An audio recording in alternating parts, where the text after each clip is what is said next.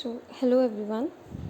Next is recall activity 1.1 where a magnesium ribbon burns with a dazzling flame in air, oxygen and changes into a white substance magnesium oxide. Is magnesium being oxidized or reduced in this reaction? So हमने इस chapter की जो first activity की थी जिसमें हमने एक magnesium ribbon लिया था एंड उसको बर्न किया था और उसका रिएक्शन देखा था ऑक्सीजन के साथ. सो जो मैग्नीशियम है वो ऑक्सीजन के साथ रिएक्ट करके बनाता है मैग्नीशियम ऑक्साइड. उन्होंने क्वेश्चन पूछा है कि इस मैग्नीशियम बीइंग ऑक्सीडाइज्ड और रिड्यूस्ड इन दिस रिएक्शन. तो हमें पता है ऑक्सीडेशन कब होती है, या तो ऑक्सीजन ऐड हो रहा हो या फिर हाइड्रोजन रिमूव हो रहा हो, और रिडक्शन कब होती है जब हाइड्रोजन ऐड हो रहा हो या फिर ऑक्सीजन जो है वो रिमूव हो रही हो. तो अब इस रिएक्शन में हम मैग्नीशियम में ऑक्सीजन ऐड कर रहे हैं, so that this reaction will be oxidation reaction. तो यहाँ पे जो मैग्नीशियम है that is being oxidised. Have you observed the effects of oxidation reactions in everyday life? So next topic is कि जो oxidation reactions के like हम everyday life में उसके क्या क्या examples देख सकते हैं. So first is corrosion. You must have observed that iron articles are shiny when new but get coated with reddish brown powder when left for some time. तो जो आयरन के आर्टिकल्स होते हैं जैसे कि आप अपने घर में भी कुछ देख सकते हो, कोई यूटेंसिल्स हो, कोई जो आपके घर का बाहर वाला गेट हो, कुछ ग्रिल्स हो, तो जब वो नई नई होती है तो उस टाइम पे तो बहुत शाइन करती है, लेकिन बाद में कुछ टाइम के बाद उनके ऊपर एक रेडिश ब्राउन सा पाउडर आ जाता है. This process is commonly known as rusting of iron. और इसको हम क्या बोलते हैं, rusting of iron. Rusting of iron means Hindi में क्या बोलेंगे, जो आयरन को जंग लग जाता है. Some other metals also get tarnish in this manner. तो आयरन के अलावा और भी काफ़ी मेटल्स होते हैं, जैसे कॉपर हो गया, एल्यूमिनियम हो गया, ये भी इसी तरह से ख़राब हो जाते हैं, टार्निश हो जाते हैं.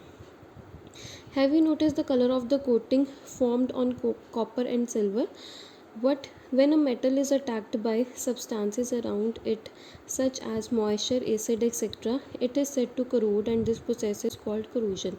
तो जो मेटल्स होते हैं जब उनके आसपास की चीज़ें जैसे कि मॉइस्चर हो गया या कोई किसी तरह का एसिड हो गया, ये जब उनके ऊपर अटैक करते हैं तो या मेटल्स जब इनके कांटेक्ट में आते हैं तो वो करोड होना, ख़राब होना स्टार्ट हो जाते हैं और इस प्रोसेस को हम बोलते हैं corrosion. The black coating on silver and the green coating on copper are other examples of corrosion. तो सिल्वर जब करोड होता है तो उसके ऊपर ब्लैक कलर की कोटिंग बन जाती है, और जब कॉपर करोड होता है तो उसके ऊपर ग्रीन कलर की कोटिंग बन जाती है. Corrosion causes damage to car bodies, bridges, iron railing, ships, and to all objects made of metals, especially those of iron. Corrosion of iron is a serious problem. Every year, an enormous amount of money is spent to replace damaged iron. तो आपने अपने आसपास कई काफ़ी चीज़ें देखी होंगी, जैसे कार्स हो गए, ब्रिजेस हो गए, आयरन रेलिंग्स हो गई, शिप्स, बाकी भी जो और यूटेंसिल्स आपके घर में जो मेटल्स के हैं, या और कोई भी मेटल की चीज़, तो वो बहुत जल्दी डैमेज होनी स्टार्ट हो जाती है, स्पेशली रेनी सीजन्स में. और जो आयरन की करोजन है that is very serious problem.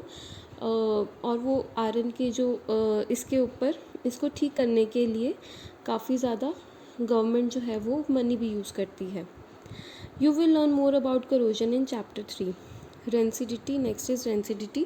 Have you ever tasted or smelled the fat or oil containing food materials left for a long time? When fats and oils are oxidized, they become rancid and their smell and taste change. तो आपने काफ़ी food items देखे होंगे अपने घर में जिनका जो टेस्ट है वो ख़राब हो जाता है अगर आप उनको काफ़ी टाइम तक स्टोर करके रखो.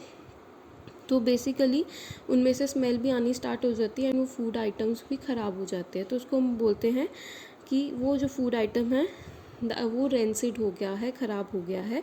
तो बेसिकली इसमें होता क्या है, जो उस फूड आइटम में फ़ैट्स और ऑयल्स है वो ऑक्सीडाइज होने स्टार्ट हो जाते हैं ड्यू टू द जब वो ऑक्सीजन के कांटेक्ट में आते हैं. Usually substances which prevent oxidation, antioxidants are added to food containing fats and oil. तो इसीलिए उनको बचाने के लिए, ऑक्सीडेशन को प्रिवेंट करने के लिए ऐसे फूड आइटम्स में एंटीऑक्सीडेंट्स डाले जाते हैं ताकि ये जो फूड है इनको हम स्टोर करके रख सकें. Keeping food in airtight containers help us to slow down oxidation. So एक इसमें प्रोसेस आ जाता है कि जो फूड आइटम्स हैं उनको हम टाइट कंटेनर्स में रखें ताकि वो एयर के कांटेक्ट में ना आ पाए, ऑक्सीजन के कांटेक्ट में ना आ पाए, और उससे ऑक्सीडेशन जो है वो स्लो डाउन हो जाए। Do you know that chips manufacturers usually flush bags of chips with gas such as nitrogen to prevent the chips from getting oxidised. तो जो भी चिप्स वगैरह के पैकेट्स आते हैं उनमें भी जो हवा भरी होती है, that is basically nitrogen gas, ताकि वो ऑक्सीडाइज ना हो पाए, ख़राब ना हो पाए। With this our chapter is completed.